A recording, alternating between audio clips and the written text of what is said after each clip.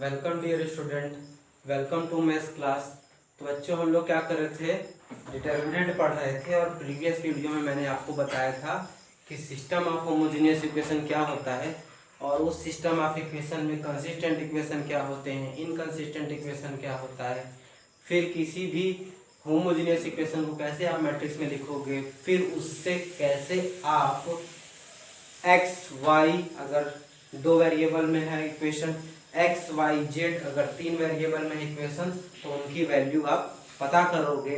फिर केसेस भी मैंने बताया था, तो वो वीडियो जिस बच्चों ने नहीं देखा है, जो पहले इस वीडियो को देख रहे हैं, तो मैं उनसे रिक्वेस्ट करूंगा कि वो पहले प्रीवियस वाला वीडियो देख लीजिए, क्योंकि तभी ये समझ में आएगा। ठीक है, और चलते हैं, इसको करते हैं। तो यहाँ पे हमने क्वेश्चन लिखा है कि solve the equation by matrix method. ठीक है, ऐसे ही आ जाएगा पेपर में। और ये पहला इक्वेशन दिया है 5x + 2y = 4, 7x + 3y = 5। ठीक है, तो पहला स्टेप मैंने उसमें बच्चों बताया था कि जो कोफिशिएंट है दिए x और y, उससे आप एक क्या करिए, मैट्रिक्स बना लीजिए। तो ए मैट्रिक्स उसको कहते हैं। तो x का कोफिशिएंट 5, फिर x का कोफिशिएंट 7, y का कोफिशिएंट 2, फिर y को कोफिशिएंट 3। फिर एक को मैट्रिक्स बनाएंगे वेरिएबल की, वो हो जाएगी एक्स वाई। एक मैट्रिक्स बनाएंगे हम कांस्टेंट टर्म की, उसको कहेंगे बी, 4 और 5। ठीक, फिर हमने कहा था कि हेंस सॉल्यूशन जो होता है, सिंस कर देते हैं, सॉल्यूशन जो होता है वो आपका होता है x = A इनवर्स B। ये होता है, मैंने बताया था। तो बस बच्चों, अब यहीं तक था काम मैट्रिक्स का। अब आपका पूरा काम स्टार्ट होगा डिटर्मिनेंट का, फिर उसके बाद मैट्रिक्स का अप्रोच लगाएंगे। तो हम क्या करेंगे, ए इनवर्स निकालना है, तो ए इनवर्स का पूरा प्रोसेस चलेगा। तो जिन बच्चों को प्रीवियस वीडियो से भी नहीं समझ में आया था इनवर्स निकालना, चलिए एक बार फिर से हम कोशिश करते हैं, हो सकता है, और अगर आप कोशिश करोगे तो जरूर सीख जाओगे। ठीक, तो पहले क्या करते हैं, ये मैट्रिक्स दिया है तो इसको आप डिटर्मिनेंट बना लीजिए। ठीक है, तो ये क्या हो जाएगा, 5 2 7 3। ये डिटर्मिनेंट हमने बना लिया। अब इसको इवेल्युएट करेंगे। ठीक, क्योंकि ए इनवर्स का बच्चों हमारे पास फार्मूला है 1/डिटर्मिनेंट ऑफ ए एडजॉइंट ऑफ ए, ये है। तो पहले इवेल्युएशन कैसे करते हैं, क्रॉस मल्टीप्लाई कर देते हैं। तो ये हो गया 15 - 14 = कितना हो गया, 1। अब मैंने बताया था बच्चों कि a ≠ 0 आया, यानी ये की वैल्यू कितनी है, 1। यानी इसका सॉल्यूशन कैसा होगा, यूनिक सॉल्यूशन होगा। पहले ही पता चल जाएगा आपको क्या होगा, यूनिक सॉल्यूशन, या फिर इसी को लिख सकते हो बच्चों आप कंसिस्टेंट सॉल्यूशन। ठीक है, यानी इसमें एक आंसर आएगा। ठीक, और इस मैट्रिक्स को बोलोगे नॉन सिंगुलर मैट्रिक्स। तो पहले हम इनवर्स निकाल लेते हैं। तो इनवर्स निकालने के लिए बच्चों आपको डिटर्मिनेंट ए चाहिए था, आपने बना लिया। ठीक, 1 आया है। अब एडजॉइंट ए चाहिए। तो एडजॉइंट के लिए बच्चों आप क्या करोगे, आप माइनर निकालोगे, फिर कोफैक्टर निकालोगे, कोफैक्टर का एक मैट्रिक्स बनाओगे, उसका ट्रांसपोज ले लोगे, तो आपका क्या हो जाएगा, एडजॉइंट आ जाएगा। ठीक है, चलिए तब कहानी स्टार्ट किया जाए। तो पहले आपको ए दिया है 5 2 7 3। ठीक, तो मैंने बताया है बच्चों कि जितना एलिमेंट होगा उतना ही आपका माइनर होगा। तो कितने एलिमेंट है बच्चों, 4 एलिमेंट है, तो माइनर कितने होंगे बच्चों प्यारे, 4 होंगे। और कोफैक्टर भी क्या होंगे, 4 ही होंगे। कोफैक्टर के लिए जो फार्मूला आता है बच्चों वो ये है। ठीक है, CIJ से दिखाते हैं। आई क्या है, रो का नंबर दिखा रहा है, जे क्या है, कॉलम का नंबर दिखा रहा है, और ये हो जाएगा MIJ। ठीक है, तो अब बढ़ते हैं। तो हमने कहा था कि जो नंबर लिखा रहेगा, यानी जो एलिमेंट लेंगे वो रो मिस कर देंगे, ढक लेंगे, और वो कॉलम। तो 1 1 का ये मतलब है कि फर्स्ट रो फर्स्ट कॉलम ढक लेना है। तो फर्स्ट रो फर्स्ट कॉलम ढक लिया, तो कितना बचा, 3 दिख रहा होगा आपको। इसका मतलब है 1 2, यानी फर्स्ट रो सेकंड कॉलम ढक लेना है। तो फर्स्ट रो सेकंड कॉलम ढक लिया, तो बच्चों कितना बचा, 7। फिर क्या है, m2 1, m2 1 का मतलब क्या है, सेकंड रो फर्स्ट कॉलम ढक लेना है। तो बच्चों दिखाई दे रहा होगा 2। फिर सेकंड रो सेकंड कॉलम, यानी ये खत्म, बच्चों बचा कितना, 5।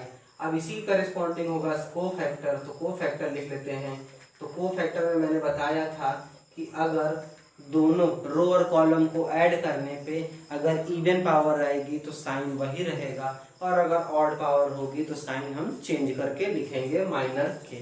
तो यहाँ पे 1 और 1 कितना हो गया 2 हो गया यानी इवन है, तो वैल्यू वही रहेगी, हो गई कितनी 3। फिर 7 है 1 2 ऐड करने पे ऑड आ रहा है 3, तो साइन चेंज कर देंगे। फिर इसी तरीके से ये भी ऐड आ रहा है, ये भी साइन चेंज, ये। अब हम क्या करेंगे, सी एक मैट्रिक्स बनाएंगे जिसको हम लोग कहते हैं कोफैक्टर मैट्रिक्स। क्या कहते हैं बच्चों, कोफैक्टर मैट्रिक्स। इसको सी से दिखाते हैं, तो क्या क्या लिखेंगे, पहले C11 लिखेंगे, C12 इधर लिखेंगे, तो 3 हो गया -7 -2 5, ये हो गया। अब अगर इसका एडजॉइंट निकालना है बच्चों, क्योंकि हमको एडजॉइंट चाहिए, तो हम क्या करेंगे, इसका ट्रांसपोज करेंगे। बच्चों ये पूरे कॉन्सेप्ट का आपको रिव्यू करता है, इसीलिए क्वेश्चन आता है। अगर कोई आपको डिटर्मिनेंट में कहे कि एक साथ सारी चीजें, मैट्रिक्स और डिटर्मिनेंट की सारी चीजें अगर आप इवेल्युएट करना चाहते हैं, तो आप क्या कर सकते हैं कि ये सवाल दे दीजिए उसको, वहां से हो जाएगा। ठीक, तो अब क्या है, ट्रांसपोज ले लेते हैं तो एडजॉइंट आ जाएगा। तो एडजॉइंट ऑफ ए कितना हो गया, रो को क्या किसमें लिखना है, कॉलम में लिखना है, तो ये रो हो गया किसमें, कॉलम में, ये भी रो किसमें हो गया बच्चों, कॉलम में। तो अब हमारे पास डिटर्मिनेंट ए की वैल्यू आ गई, एडजॉइंट की वैल्यू आ गई। पहले हम ए इनवर्स निकाल लेते हैं, फिर उसके बाद कहानी आगे बढ़ जाएगी।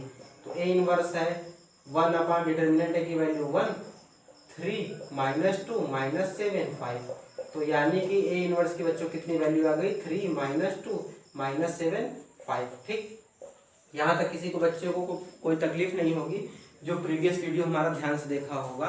ठीक है, तो जिसको नहीं समझ में आया है इस पे फिर से कोशिश करेगा, जरूर आएगा। अब हम आते हैं यहाँ पे, यानी x = a इनवर्स b। तो x = a इनवर्स b, तो हमारे पास a इनवर्स b है, b भी है, दोनों को रख देते हैं, मल्टीप्लाई कर देंगे। x की जगह बच्चों क्या रखेंगे, x, और यहाँ पे क्या रखेंगे, y। तो a इनवर्स बच्चों कितना है, 3 -2 -7 5, और b कितना है बच्चों, b यहाँ हमारे पास कितना है, 4/5। तो देखिए ये मैट्रिक्स का कॉन्सेप्ट आपको यूज कर रहा है, मैट्रिक्स मल्टीप्लिकेशन हो गया। ठीक, तो क्या होगा, देखिए इसका 2 क्रॉस 2 का है और ये 2 क्रॉस 1, तो जो कॉमन चीज है वो खत्म हो जाएगी, यानी 2 क्रॉस 1 का मैट्रिक्स बनेगा, मतलब 2 रो होगी, एक कॉलम होगा। ठीक है, कॉलम मैट्रिक्स जिसको कहते हैं। तो ये क्या होगा, 3 से 4 में होगा, मैं बच्चों डायरेक्ट लिख दे रहा हूँ, 3 से 4 में होगा, कितना हो जाएगा 12, -2 से 5 में होगा तो कितना हो जाएगा -10। ठीक है, फिर देखिए -7 से बच्चों 4 में होगा -28 हो गया, 5 से 5 में होगा +25। ठीक है, जिस भी बच्चे को अगर प्रॉब्लम हो रही है तो वो मैट्रिक्स और डिटर्मिनेंट का वीडियो शुरू से देखेगा, तो उसको मेरे ख्याल से कोई प्रॉब्लम नहीं होगी। ठीक है, तो 12 में से चला जाएगा तो 10, और ये कितना आ गया बच्चों, सॉरी 12 में से 10 चला गया तो 2, और ये कितना आ गया, ये। तो अब देखिए ये मैट्रिक्स और ये मैट्रिक्स इक्वल मैट्रिक्स है, तो यस की वैल्यू बच्चों कितनी हो गई 2, वाई की वैल्यू कितनी हो गई -3। तो आपको बच्चों क्या करना है, पहले एक कोफिशिएंट बनाना है, कोफिशिएंट मैट्रिक्स बनाना है जिसको ए कहेंगे, कांस्टेंट मैट्रिक्स बनाना है जिसको बी कहेंगे, एक वेरिएबल का मैट्रिक्स बनाना है जिसको यक्स कहेंगे, और ये फार्मूला याद रखना है कि यस इक्वल टू क्या होता है, ए इनवर्स बी। अब हम क्या करेंगे, ए का इनवर्स निकालेंगे। तो ए के इनवर्स निकालने के मैंने 2 क्रॉस 2 और 3 क्रॉस 3 के पे क्वेश्चन बनाया है स्पेशली, क्योंकि मुझे पता था कि इसकी जरूरत यहाँ पे होगी। फिर भी मैंने इसमें बता दिया है कि जो बच्चे सीखना चाहते हैं अभी से, वो भी इसको सीख सकते हैं।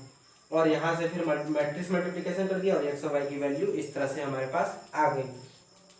अब बच्चों जैसे क्या है कि ये क्वेश्चन एग्जाम में आ गया, अगर आप ठीक है एग्जाम आ गया तो वहां पर आंसर दिया नहीं रहेगा, अभी आप क्या करोगे, बुक खोलोगे, आंसर देख लोगे, वहां पे कैसे चेक करोगे कि मैंने जो चीज निकाली है आंसर वो सही है या नहीं। तो बस सिंपल सा तरीका 10th में आप सीखे होंगे, इस x की वैल्यू और y की वैल्यू दोनों इक्वेशन में रख दीजिए।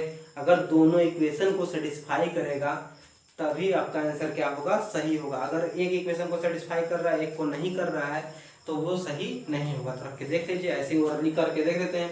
तो 5 2 10, फिर ये कितना हो जाएगा -6, 4 आ गया, फिर क्या हो गया 7 2 14, 3 9, कितना आ गया 5, यानी हमारा आंसर क्या हो गया, सही हो गया। तो इस तरह से मैट्रिक्स और डिटर्मिनेंट का बच्चों कॉन्सेप्ट यूज करके हम किसी भी सिस्टम ऑफ इक्वेशन का क्या है, सोल्यूशन बना सकते हैं। तो नेक्स्ट वीडियो में मिलेंगे बच्चों, 3 इक्वेशन होगा 3 वेरिएबल के साथ, और यही चीज रिपीट करेंगे। तब तक के लिए थैंक यू।